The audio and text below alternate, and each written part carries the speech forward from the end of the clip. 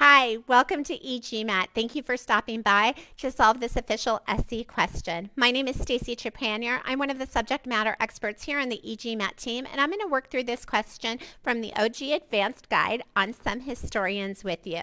Now, this is a great question because we have a few different things that pop up while we solve this question and work through our answer choices that test a few different skills. So let's get started with our three-step process with step one, that meaning analysis. We're going to go ahead and utilize the sentence structure to really figure out what's going on with the sentence and what the author's intended communication is.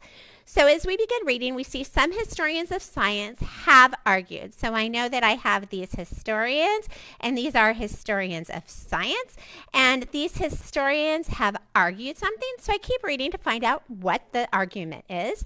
That science moves forward. Okay, so I know that this argument, or what these historians have argued, is that science moves forward. Okay, not so much because of the insights of great thinkers, but because of more mundane developments. So I have a couple of reasons being compared as to why science has moved forward. So this first reason, we'll call this reason A, is because of the insights of great thinkers. And the science historians here are saying that this reason is not so much a reason as because of more mundane developments. So this will be reason B, such as improved tools and technologies. So this last portion of the sentence is giving me examples of these mundane developments. These mundane developments are developments such as improved tools and technologies. Okay, so my meaning seems to be pretty straightforward here, nothing too confusing that is making me have to stop and really think and infer what's going on. So let's pull those key aspects, make sure we have everything organized and we understand that comparison that we were marking up. So the first thing I know, aspect one, is that a few historians have made an argument. So this is that first piece right up here. And then that second aspect is the argument compares two factors responsible for the progress of science over time. And this is those two pieces being compared right here. So we're going to call this aspect 2. And then I know that that insight of great thinkers is that first piece being compared. So that's what we labeled as A. So I'm going to just mark that as A right next to that number 1. And the second piece, which was B, were those mundane developments. All right, those are making logical sense as those two reasons for progress that are being compared. And then my third piece is to really understand that contrast. And that contrast or comparison really is that historians contend that number 2, or reason B, here is responsible for progress more than reason 1. So these mundane developments are more important for the progress of science over time, per the arguments of these historians, than the insights of great thinkers. All right, meaning pretty straightforward, aspects clear, everything's organized. So let's move on to step 2, which is that error analysis. Now, the original sentence is really attractive to a lot of students, and a lot of people settle with this as their answer choice because the comparison is logical. We have these two reasons being presented, and everything checks out meaning-wise and is laid out pretty logically. The sentence reads smoothly. We don't have any big subject-verb issues jumping out at us or big modifiers that are a mess. So nothing is really jumping out as a huge problem. And we definitely see that the two reasons of science has progressed are logical in this sentence. But is the expression used to communicate this comparison correct? And to really analyze the expression used, we have to kind of backtrack in the sentence and go to that non-underlined portion as well and see that this comparison really starts with not so much. So we have to look at this non-underlined portion here. And our comparison begins with not so much because of the insights of great thinkers, but because of more mundane developments. So the idiom being used here is not so much X, but Y.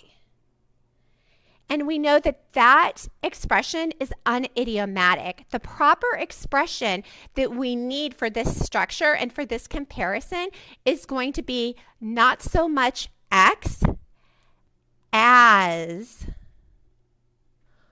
y. So we need to find a structure that corrects this unidiomatic expression that uses as instead of but to properly communicate this logical comparison we have going on. So let's move into our answer choice analysis.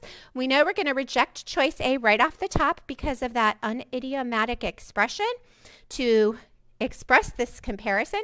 Let's take a look at choice B.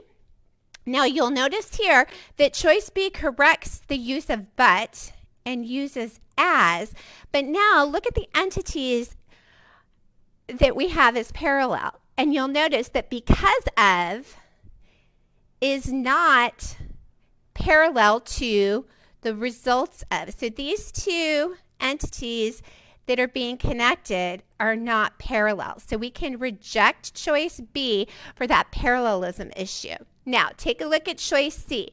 Choice C also properly corrects that idiomatic error by using as instead of but, and because of the insights is absolutely parallel to as because of more mundane development. So these two entities maintain that parallelism. We have the proper idiom. Our comparison is logical. So choice C is going to indeed be our correct answer choice. But let's go ahead and rule out choices D and E just to make sure. So choice D, we can quickly reject because we see the use of but here, which repeats our original error that we saw in option A. And also, let's take a look at this change in structure we see at the beginning of this option here. We see through the insights of great thinkers. Now this change in structure is giving us a meaning change here. Can science move forward through the insights of great thinkers? Absolutely not.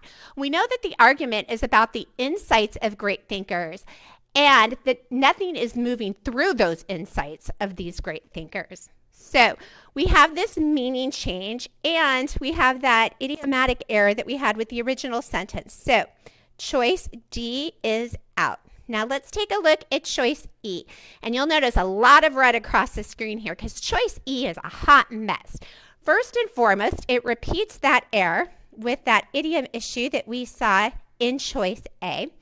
Then you also see the repeated parallelism issue that we saw in option B. So we know through the insights of is not parallel to results from.